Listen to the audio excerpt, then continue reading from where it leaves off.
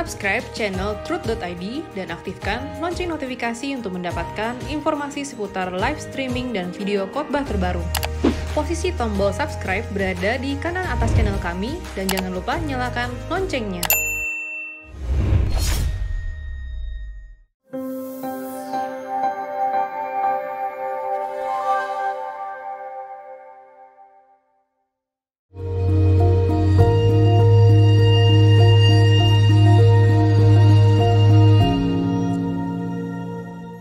Shalom saudaraku, salam sejahtera.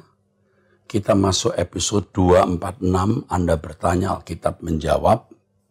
Dari 0813 1588 dan seterusnya.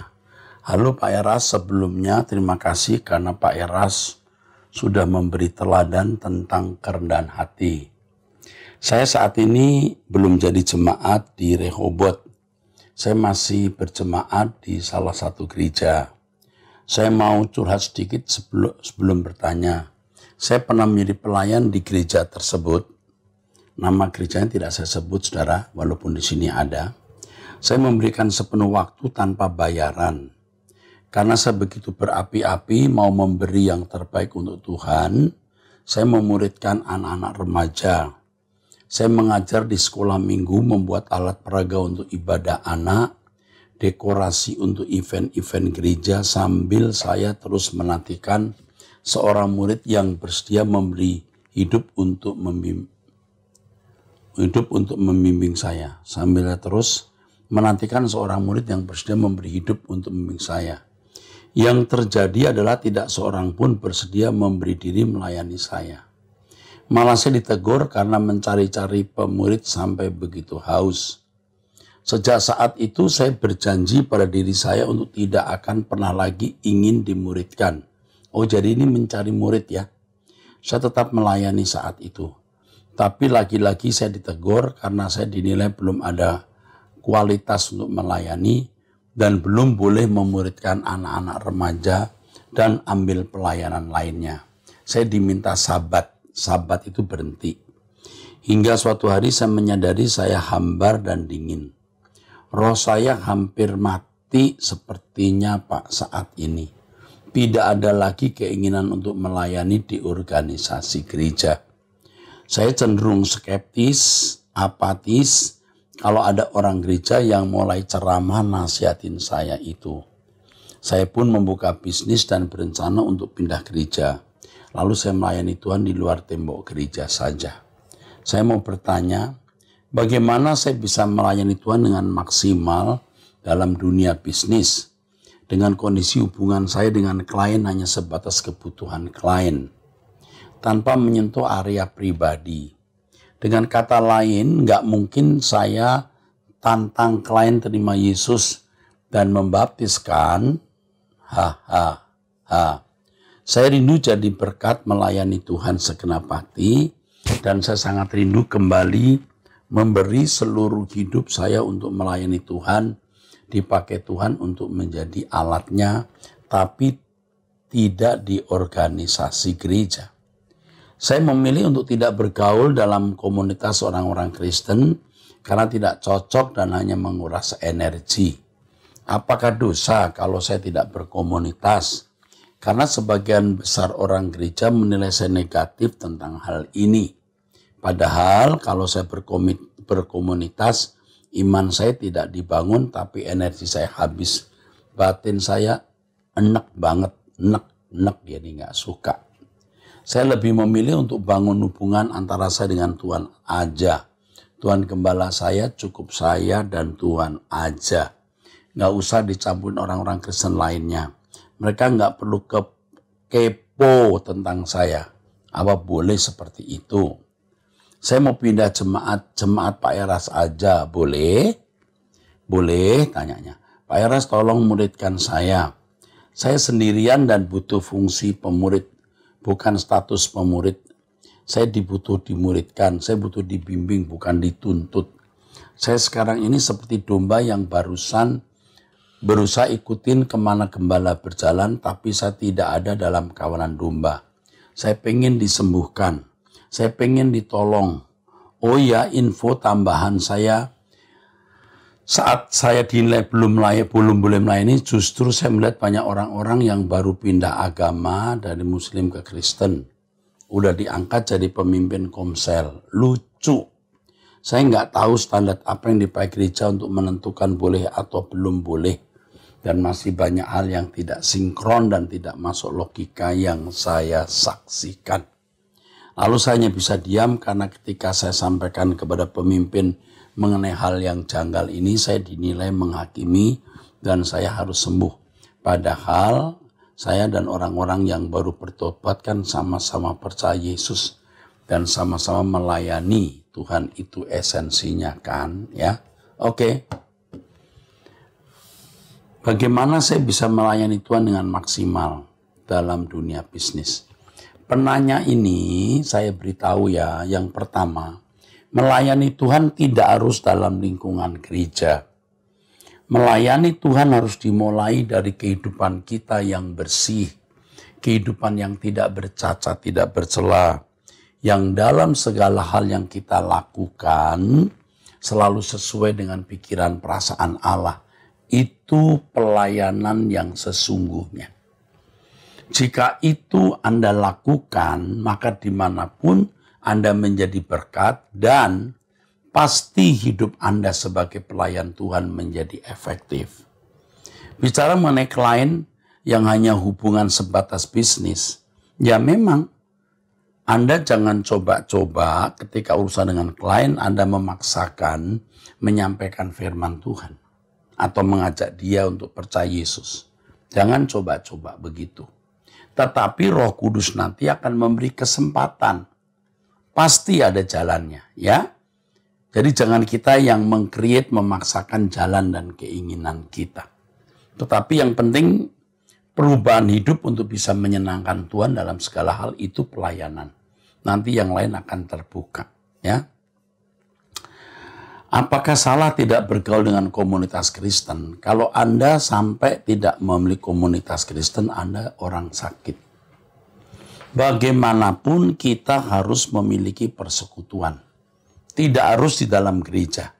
Tapi orang-orang yang memiliki spirit yang sama dengan Anda, yang rindu hidup tidak bercacat, tidak bercela, yang rindu pulang ke surga, ke rumah Bapa, dan yang sama-sama mau melayani Tuhan tanpa batas, yaitu bagaimana mengubah orang lain menjadi orang-orang yang bisa melayani Tuhan. Melayani Tuhan artinya apa? Mereka bisa hidup tidak bercacat, tidak bercela, dan selalu melakukan segala sesuatu sesuai dengan kehendak Allah. Itu pelayanan. Jadi saudara pasti memilih komunitas. Tunggu saja. Jadi jangan nek dulu. Tidak semua orang Kristen itu brengsek. Memang tidak semua orang Kristen itu baik. Tapi ada orang Kristen yang pasti baik. Yang bisa menjadi saudara kita. Pak, boleh nggak saya jadi jemaat Pak Eras? Boleh tentunya. Ya, tidak menjadi masalah. Yang penting jangan sampai melukai gereja Anda sebelumnya. Ya, Pak Eras tolong muridkan saya, puji Tuhan. Ikuti terus Truth ID sebab dengan sarana itu Anda kami muridkan. Ikutin Truth ID dan seluruh pemberitaan firman. Selama ini masih online. Nanti kalau sudah offline, on-site, sudah kebaktian di gereja, bisa ya saudara datang ke gereja dan bertemu dengan kami. Puji Tuhan. Tapi saya melihat bahwa Anda ini terluka. Ikuti terus khotbah saya lewat Truth ID, Anda akan disembuhkan. 08127390. Salam Opa Eras, saya anak laki-laki berumur 11 tahun dari Pangkal Pinang. Saya beragama Katolik, terkadang kami menyembah patung Tuhan Yesus dan Bunda Maria. Terkadang saya berpikir saya tidak mau melakukannya karena saya mengingat tentang titah kedua, jangan menyembah patung yang menyerupai apapun. Pertanyaan saya, boleh atau tidak saya menyembah patung itu? Opa, bolehkah saya menyembah patung itu, Opa? Karena saya ingin tahu penjelasan yang sebenarnya. Tolong dijelaskan ya Opa, terima kasih. Oh iya Opa, saya dan Mama juga suka mendengar Truth ID ikut Zoom setiap pagi walaupun saya sering terlambat bangun. Mama saya Kristen, tapi saya dan Papa Katolik. Mama selalu mengajarkan agar selalu lebih baik meneladani Yesus seperti yang Opa ajarkan dan selalu menghormati Papa. Terima kasih Opa. Dalam berdoa di depan patung itu bukan bermaksud patung itu adalah Tuhannya.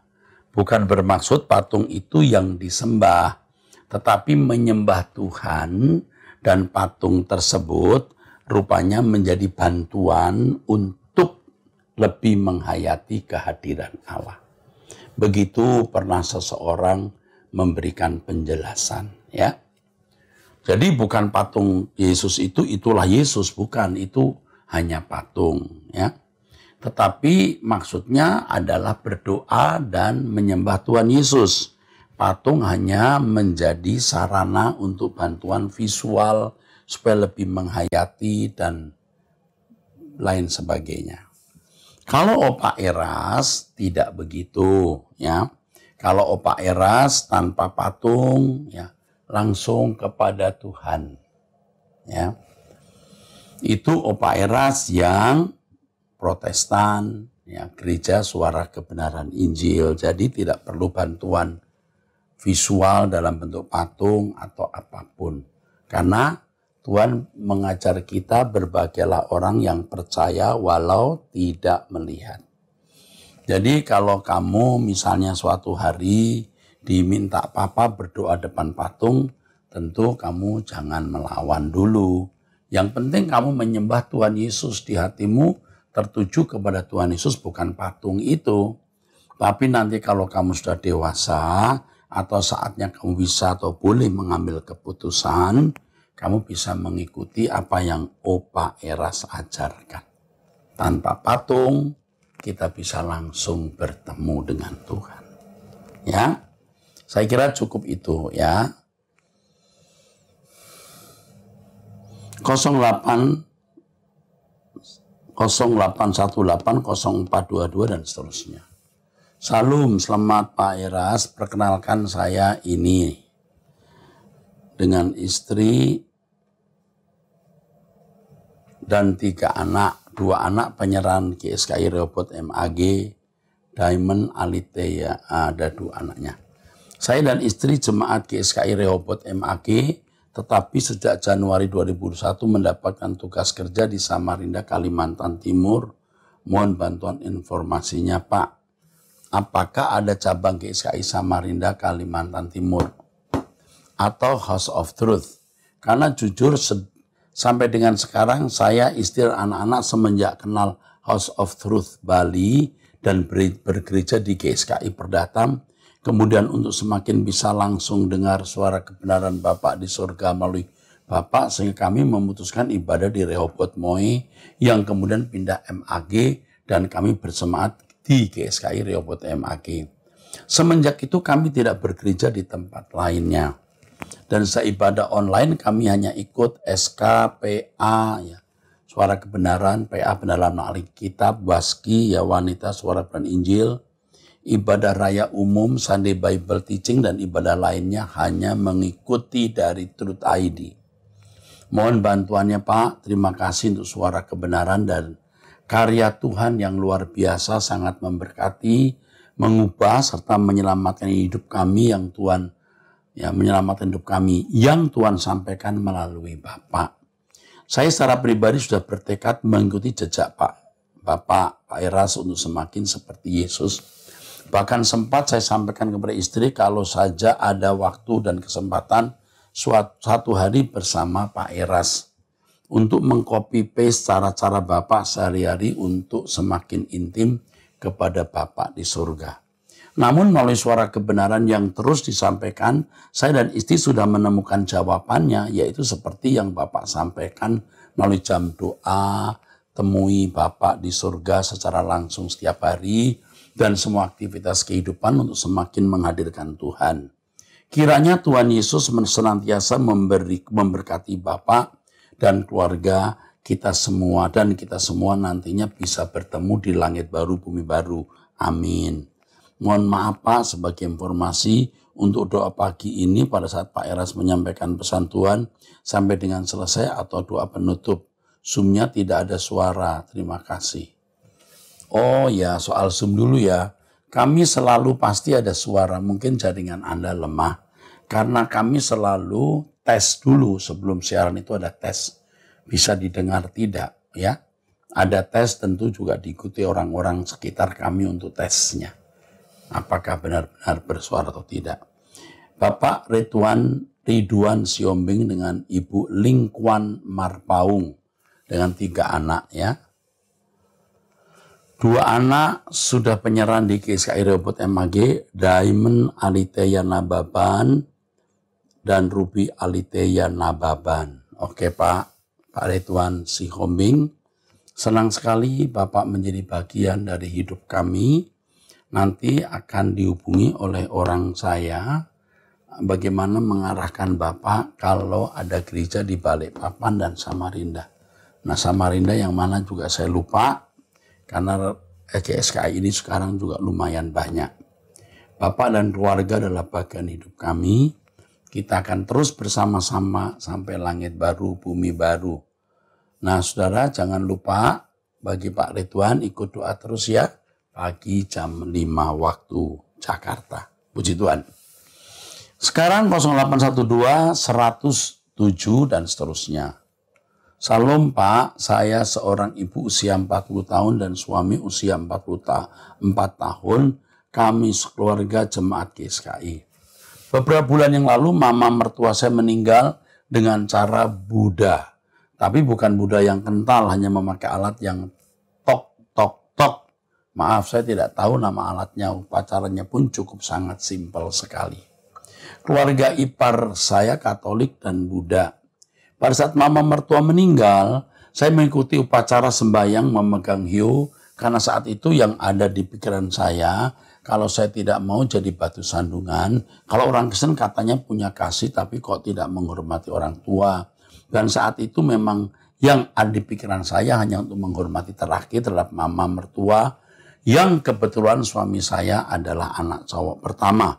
Pada saat mengikutinya pun saya tidak berdoa apa-apa karena memang saya tidak mengerti, saya hanya memegang hiu saja. Apakah saya salah di mata Tuhan dan apakah saya sudah terbuang di mata Tuhan karena berbuat seperti ini? Jika iya, apa yang harus saya lakukan Pak? Mohon bantu penjelasannya. Ada situasi-situasi seperti itu dan menurut saya Anda tidak bersalah. Kecuali memang Anda sengaja mau melakukan itu. Kalau itu tergantung kita tidak melakukan ritual seperti itu. Tapi kalau itu di luar kemampuan kita, saudara pegang hiu, saudara melakukan ini, sikap hormat. Jangan diartikan menyembah.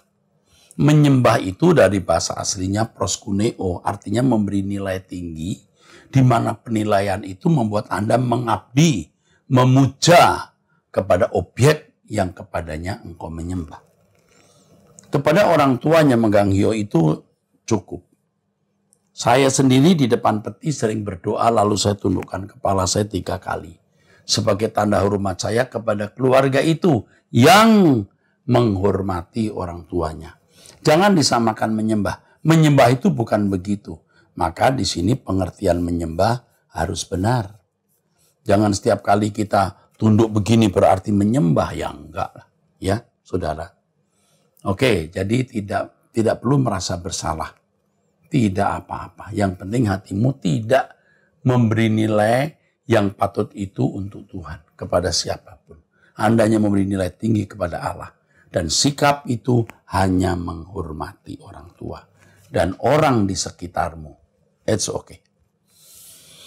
0812-5948 dan seterusnya. Salam Pak Erastus, saya wanita usia 42 tahun. Saya mau bertanya, apakah umur manusia itu ada di tangan manusia atau sepenuhnya di tangan Tuhan? Tuhan membuat tatanan. Ya. Tuhan membuat tatanan. Dan Tuhan konsekuen dengan tatanan tersebut. Kalau seseorang misalnya saudara sembarangan hidup, pola makan, pola hidupnya berantakan, ya sorry saja, dia akan umur pendek. Jadi setiap orang memang Tuhan gariskan dengan umur yang sudah pasti, misalnya 70 tahun, 80 tahun, 90 tahun. Itu umur yang mestinya dimiliki oleh setiap orang. Standar umum.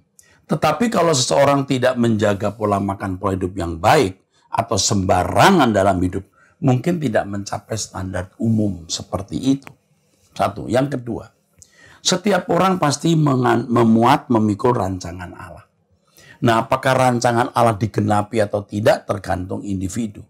Jadi kalau Anda tanya umur ditentukan oleh siapa? Dua-duanya. Allah menetapkan satu rentang waktu, tetapi manusia yang akan menentukan apakah dia mencapai sampai rentang waktu yang Allah sediakan atau tidak. Ya, mestinya usia 80 tahun dia masih hidup karena mabuk-mabukan, karena mengkonsumsi makanan yang tidak sehat, dan dengan pola hidup yang salah, dia meninggal usia 35. Itu mungkin. Ya, saya kira cukup itu. Jadi ditentukan oleh dua-duanya. Semacam konvergensi. Ya, sinergi. 0811 777 0 dan seterusnya. Saya seorang pria usia 42 tahun dan saya adalah pekerjaan di salah satu gereja di kota Batam. Pak Era, saya ingin menanyakan, di gereja tempat saya melayani sekarang menetapkan perjamuan kudus tiap kali ibadah, dan tiap kali ibadah selalu mendeklar Mazmur 91 dengan alasan ada kuasa dalam perjamuan kudus dan dalam pengucapan Mazmur 91 yang bisa menjauhkan kita dari COVID-19. Bagaimana pendapat Pak Eras mengenai hal ini? Saya tahu ini tidak alkitabiah dan berpotensi memberhalakan perjamuan kudus dan Mazmur 91. Mohon penjelasannya Pak Eras dan pandangan teologi yang benar. Terima kasih Pak Eras, Tuhan Yesus memberkati Pak Eras dan sekeluarga. Yang pertama, perjamuan kudus itu mestinya dilakukan untuk mengingat korban Yesus, bukan untuk kesembuhan ilahi.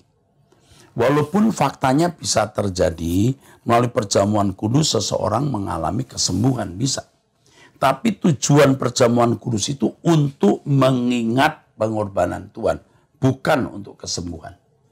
Dan kalau dieksploitasi, dimanipulasi sebagai alat kesembuhan, tentu tidak tepat. Walaupun mungkin dalam kebodohan, ketidakmengertian bisa terjadi mukjizat, bisa. Tetapi ingat, kalau kita sudah dewasa rohani, kita harus meletakkan semua pada proporsinya.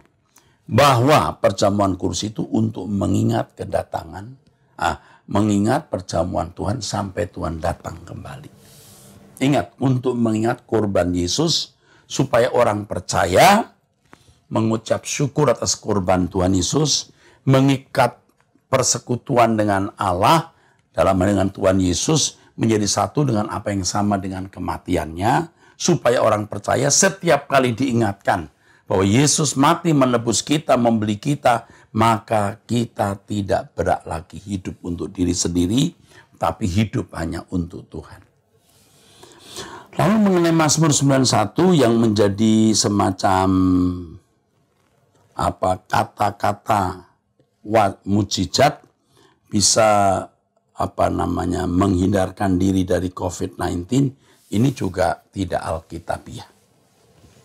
Kalau kita melihat bangsa Israel, nyatanya mereka terlunta-lunta loh punya Mazmur 91. Nyatanya mereka hidup dalam banyak penderitaan, atau lebih banyak penderitaan dibanding bangsa lain. Yang membuat kita terlindungi itu bukan ayat itu. Nanti kita bisa mensakralkan, mengkultuskan ayat. Tetapi kebenaran dari ayat itu kalau dikenakan. Jadi kalau orang Kristen yang hidupnya tidak taat, tidak dengar-dengaran kepada Tuhan, pasti segala sesuatu yang terjadi dalam hidupnya mendatangkan bencana. Tapi kalau orang Kristen yang mengasihi Tuhan, segala sesuatu mendatangkan kebaikan. Apakah sakit COVID-19 ataukah tidak sakit COVID-19? Apakah menghadapi masalah ekonomi atau tidak? Tidak masalah, karena semua itu mendatangkan kebaikan bagi orang yang mengasihi Dia. Nah, jadi saudara menggunakan Mazmur 91 seperti kata-kata wasiat atau kata-kata sakti atau semacam password, lalu saudara pikir itu bisa membebaskan Anda dari sakit, itu salah. Yang bisa membebaskan kita dari sakit itu adalah Tuhan. Tetapi kalaupun kita mengalami sakit, kalau kita mengasihi Tuhan, segala sesuatu mendatangkan kebaikan bagi kita. Ya, jadi tenang saja. Ya, orang yang layak dihormati adalah orang yang mengasihi Allah. Puji Tuhan ya. Kita akan teruskan ya di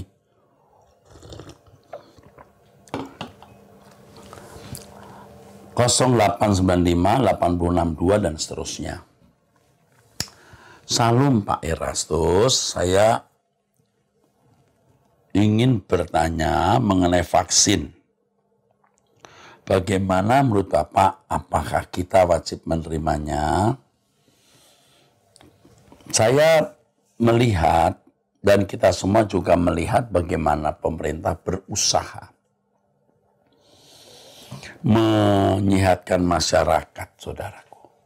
Dan pasti vaksin sudah melalui proses sehingga kita, saya kira, tidak perlu takut untuk divaksin. Saya sudah vaksin, ya, enggak apa-apa vaksin.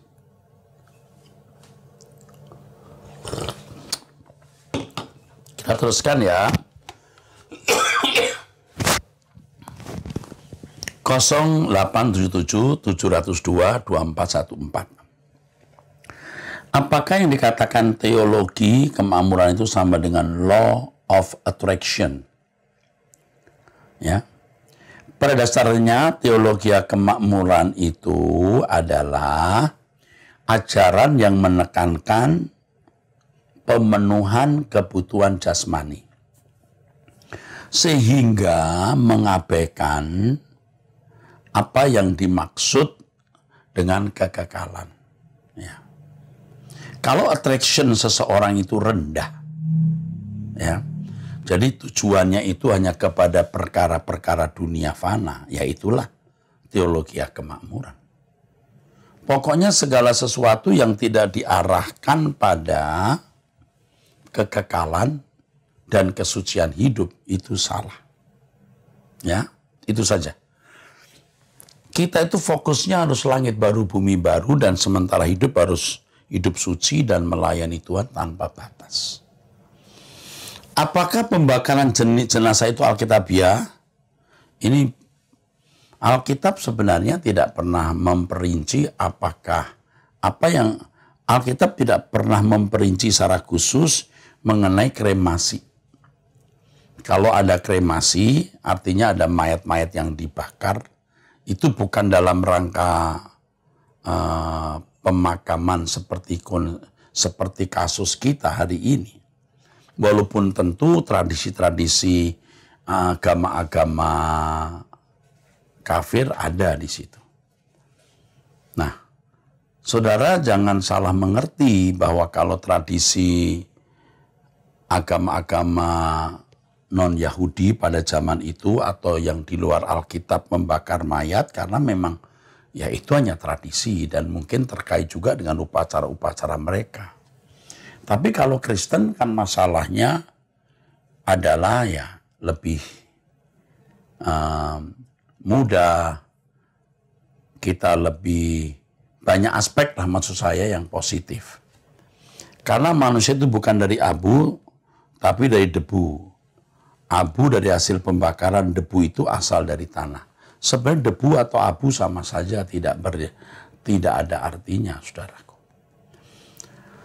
Jadi kalau ditanya apa keyakinan saya salah, bukankah kalau kita mau ikut cara hidupnya Tuhan Yesus, matinya pun harus secara kematiannya. Thanks you atas kesediaan Pak Eras menjawab, Pastor, menjawabnya. Tuhan memberkati.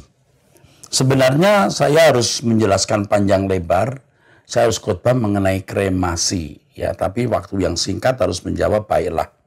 Pembakaran jenazah itu bukan sesuatu yang bertentangan dengan firman Tuhan. Alkitab tidak pernah membahas khusus apa itu kremasi. Pada dasarnya, ya, manusia kembali kepada debu. Ketika dikatakan itu bukan masalah kematian. Jangan kita bawa pada konteks kematian.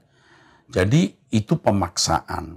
Dari debu kembali kepada debu, itu sebenarnya hanya menunjukkan bahwa manusia pasti mati. Kembali kepada debu. Ya, kalau nanti didebat, tapi kan kita dulu nggak debu, Pak, tanah liat. Nah, jadi ribut lagi kan nanti. Ya. Kalau abu, itu bukan debu. Debu itu dari tanah, kalau abu dari pembakaran. Sebenarnya ini bukan masalah prinsip. Yang jelas, kremasi itu bukan masalah. Karena memang tidak ada larangan Alkitab mengenai kremasi. Dan Alkitab memang tidak pernah berbicara khusus mengenai kremasi. Jadi kalau dikatakan dari debu kembali kepada debu, itu bukan konteks pemakaman, itu konteks bagaimana manusia harus mati, itu saja. Jadi tidak perlu kita persoalkan antara debu dan abu. Ini namanya minor issue, bukan major issue. Jadi kalau dikremasi pun tidak apa-apa. Ya. Lebih gampang, lebih mudah, lebih praktis. Nanti kalau saya meninggal juga boleh, dikremasi juga nggak masalah. Sebab yang dibangkitkan itu tidak harus tulang, karena tulang pun juga akan hancur. Nah, kenapa orang tidak setuju dengan kremasi? Itu sebenarnya bukan soal debu atau abu. Tapi karena mereka meyakini tulang yang akan dibangkitkan, dan itu merujuk pada apa yang ditulis dalam kitab Yeskiel. Yeskiel ada tulang-tulang yang dibangkitkan, padahal tulang-tulang yang dibangkitkan dalam kitab Yeskiel itu tidak menunjuk real bone, bukan tulang benaran. Itu gambaran bangsa Israel yang akan dibangkitkan. Jadi kremasi nggak masalah. Ya, Tuhan memberkati, sampai jumpa.